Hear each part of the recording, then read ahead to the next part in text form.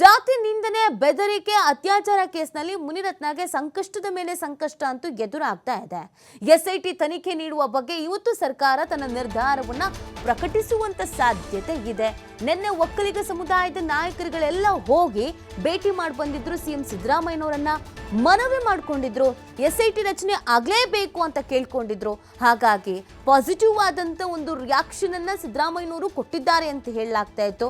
ಅಧಿಕೃತವಾಗಿ ಒಂದು announcement ಆಗ್ಬೇಕಲ್ವಾ, SIT ಕೊಡ್ತಾ ಇದೀವಿ ತನಿಖೆಯನ್ನ ಅಂತ. ಅದು ಇವತ್ತು ಆಗುವಂತ ಸಾಧ್ಯತೆಗಳಿದೆ ಅನ್ನೋದು ಗೊತ್ತಾಗ್ತಾ ಇದೆ. ಎಸ್ಐಟಿಗೆ ನೀಡಬೇಕು, ಸಿಐಡಿಗೆ ನೀಡಬೇಕು ಎಂಬುದರ ಬಗ್ಗೆ ಚರ್ಚೆ ಆಗ್ತಾ ಇದೆ. ಸಚಿವರ ಅಭಿಪ್ರಾಯವನ್ನ ಪಡೆದು ಸಿಎಂ ಸಿದ್ದರಾಮಯ್ಯನವರು ನಿರ್ಧಾರವನ್ನು ಮಾಡ್ತಾರೆ. ಈ 3 ಪ್ರಕರಣಗಳ ಜೊತೆಗೆ ಹಳೆ ಕೇಸ್ ಸೇರಿಸಿ ತನಿಖೆಗೆ ನೀಡುವಂತ ಚಿಂತನೆಯನ್ನ ಈಗಾಗಲೇ ನಡೆಸಲಾಗಿದೆ. ಹಾಗೆ ಬಯಾಲಜಿಕಲ್ ವಾರ್ ಬಗ್ಗೆ ಶಾಸಕರು ಆರೋಪಿಸಿದ್ದಾರೆ. ಹೀಗಾಗಿ ಗಂಭೀರವಾಗಿ ತೆಗೆದುಕೊಂಡಿರುವಂತಹ ರಾಜ್ಯ ಸರ್ಕಾರ ನಿನ್ನೆ ಎಸ್ಐಟಿ ರಚನೆಗೆ ಒಕ್ಕಲಿಗ ನಾಯಕರ ಒತ್ತಾಯದ ಹಿನ್ನೆಲೆಯಲ್ಲಿ ತೀರ್ಮಾನವನ್ನು ಕೈಗೊಳ್ಳುವುದಕ್ಕೆ ನಿರ್ಧರಿಸಿದೆ. ಇವತ್ತು ಆ ತೀರ್ಮಾನವನ್ನು ಕೈಗೊಳ್ಳುವಂತ ಸಾಧ್ಯತೆ ಇದೆ, ತೀರ್ಮಾನವನ್ನು ಪ್ರಕಟಿಸುವಂತ ಸಾಧ್ಯತೆ ಇದೆ. ಒಕ್ಕಲಿಗ ಸಮುದಾಯದ ನಾಯಕರುಗಳು ಹೋಗಿ ಸಿದ್ದರಾಮಯ್ಯನವರನ್ನ ಭೇಟಿಯಾಗಿದ್ರು, ಸಿಎಂರನ್ನ ಭೇಟಿಯಾಗಿದ್ರು. ನಮಗೆ ಸಾಕಷ್ಟು ಆಘಾತವನ್ನು ತಂದೊಡ್ಡಿದೆ. ಅನೇಕ ಪ್ರಕರಣಗಳು ಒಂದಾದ್ಮೇಲೆ ಒಂದು ಬಯಲಿಗೆ ಬರ್ತಾ ಇದೆ. ಸೊ ಹೀಗಿರಬೇಕಾದ್ರೆ ಒಂದು ಸಮುದಾಯದ ಮೇಲೆ ಇವರು ಯುದ್ಧ ಸಾರಕ್ಕೆ ಹೊರಟುಬಿಟ್ಟಿದ್ದಾರೆ. ಹಾಗಾಗಿ ಇದ್ರ ಬಗ್ಗೆ ತನಿಖೆ ಆಗಲೇಬೇಕು, ಸೂಕ್ತ ರೀತಿಯಾದಂಥ ತನಿಖೆ ನಡೆಸಲೇಬೇಕು, ಆ ಸಮುದಾಯದವ್ರಿಗೆ ನಾವು ಉತ್ತರವನ್ನು ಕೊಡಲೇಬೇಕು.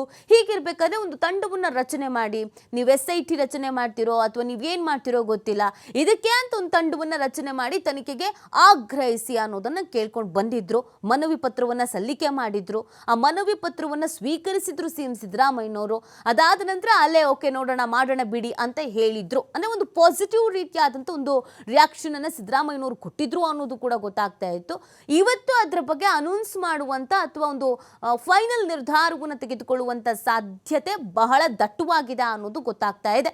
ಸಿದ್ದರಾಮಯ್ಯನವರು ಇದಕ್ಕೆ ಸಂಬಂಧಪಟ್ಟಂತೆ ಮೀಟಿಂಗ್ಗಳನ್ನು ಮಾಡ್ಕೊಂಡಿದ್ದಾರೆ, ಚರ್ಚೆಗಳನ್ನು ಮಾಡಿದ್ದಾರೆ. ಸಚಿವರುಗಳಿಗೆ ಏನು ಹೇಳ್ತಾರೆ, ಸಚಿವರುಗಳ ನಿರ್ಧಾರ ಏನಿದೆ, ಏನು ಮಾಡೋದು ಈ ವಿಚಾರದಲ್ಲಿ ಅನ್ನೋದ್ರ ಬಗ್ಗೆ ಒಂದು ಡಿಸ್ಕಷನ್ ಆಗಿ ಓಕೆ SIT ಕೊಡೋದು ಅಥವಾ ಬೇರೆ ಯಾವುದಾದ್ರೂ ತನಿಖಾ ತಂಡಕ್ಕೆ ಕೊಡೋದು ಅನ್ನೋದ್ರ ಬಗ್ಗೆ ಇವತ್ತು ಅಂತಿಮವಾಗಿ ತೀರ್ಮಾನವನ್ನು ಪ್ರಕಟ ಮಾಡುವಂಥ ಸಾಧ್ಯತೆ ಇದೆ.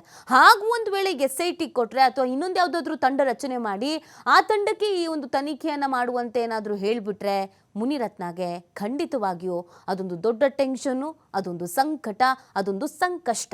ಯಾಕಂದರೆ ಈಗಾಗಲೇ ಬ್ಯಾಕ್ ಟು ಬ್ಯಾಕ್ ಕೇಸ್ಗಳನ್ನು ಎದುರಿಸ್ತಾ ಇದ್ದಾರೆ. ಒಂದು ಪ್ರಕರಣದಲ್ಲಿ ಜಾಮೀನು ತೆಗೆದುಕೊಂಡು ಹೊರಗಡೆ ಬಂದ್ರೂ ಇನ್ನೊಂದು ಪ್ರಕರಣದಲ್ಲಿ ಸಿಲುಕಿಕೊಂಡಿದ್ದಾರೆ. ಕಾನೂನು ಹೋರಾಟವನ್ನು ನಿರಂತರವಾಗಿ ಮಾಡಬೇಕಾದಂಥ ಅನಿವಾರ್ಯತೆ ಮುನಿರತ್ನಗೆ ಇದೆ.